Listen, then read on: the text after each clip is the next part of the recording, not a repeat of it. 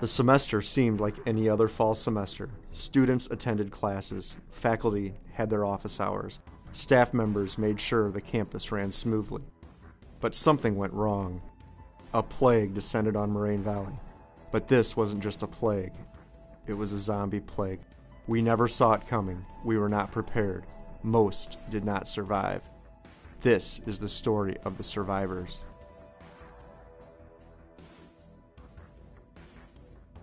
We ignored the warning signs. The scientists tried to tell us about the nature of infections and how infections spread.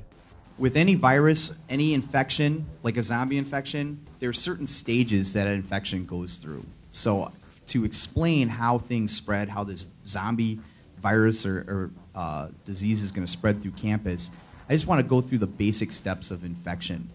We thought we had systems in place to protect us, but these systems were not up to the task.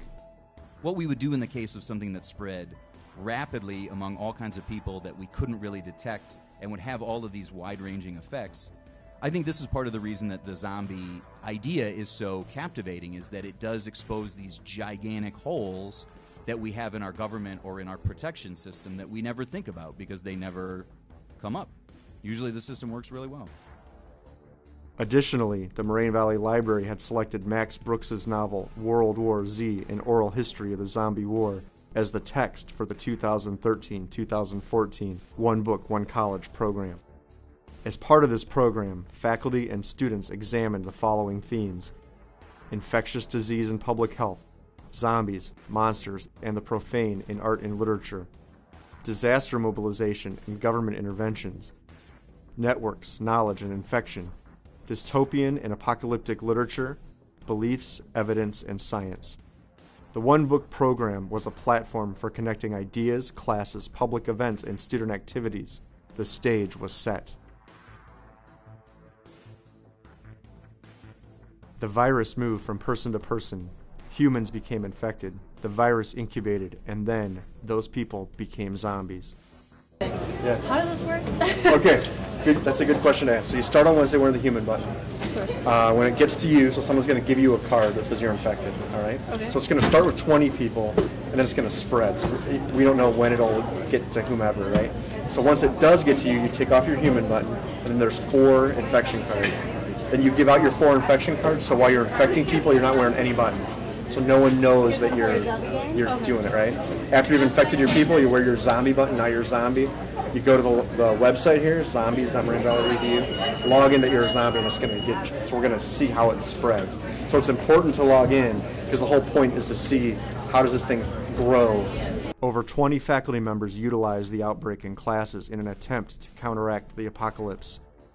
This involved over 60 class sections, including criminal justice, microbiology, sociology, speech, writing, literature, and geography. The outbreak started on October 23rd with one class of literature students. The first infection was reported at 8:45 a.m., but before noon, over 100 infections would be reported. Staff and faculty were not immune.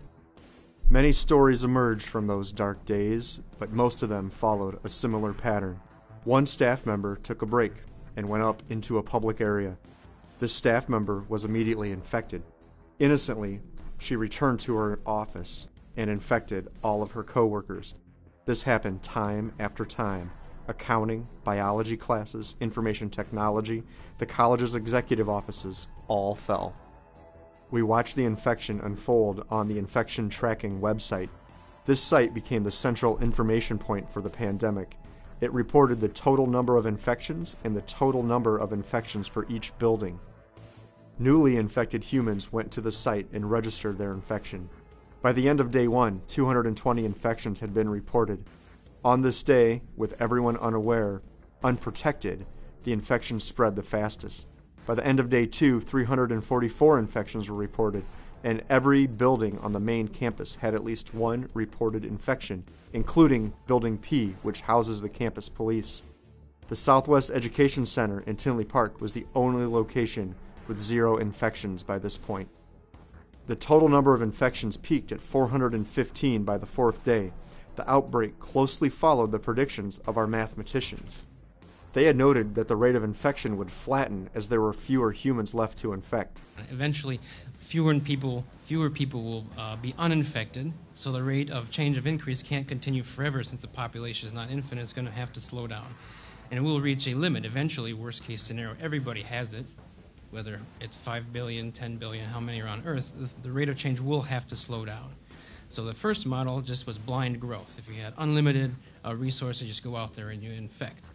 But realistically, that won't be the case because fewer and fewer people will be out there. To be infected, your infection will have to slow down at some point. The fourth day was also important because this was the day when the first student solved the antidote. This antidote allowed infected players to become human again, and it also allowed uninfected humans to avoid infection. This was the last hope for humanity. Well, first I thought the first clue, who wrote the first letter of the last name of the person who wrote the South African War Plan was B because it was in a book by Max Brooks. So for the longest time, well, for the few days that I had it unsolved, I thought it started with a B. I talked to a few people, got that it could have been a boron complex, and that just wasn't making any sense with the other clues. And it turned out, when I kind of thought about it more, that it was the Redker plan. Turned it into an R and kind of got that RC9H11N204S, which is penicillin. Not only did Moraine Valley's zombie plague mirror the prediction of the mathematicians, but it also followed other disasters in an interesting way. There was a great deal of misinformation being spread in relation to the outbreak and to the antidote. In fact, immediately after the antidote was discovered, there were debates on social media about whether it was true. Another group of students initiated a marketing video for Phalanx, which was a false but competing cure for the zombie outbreak. Beyond this, several campaigns of misinformation were unleashed on the campus community.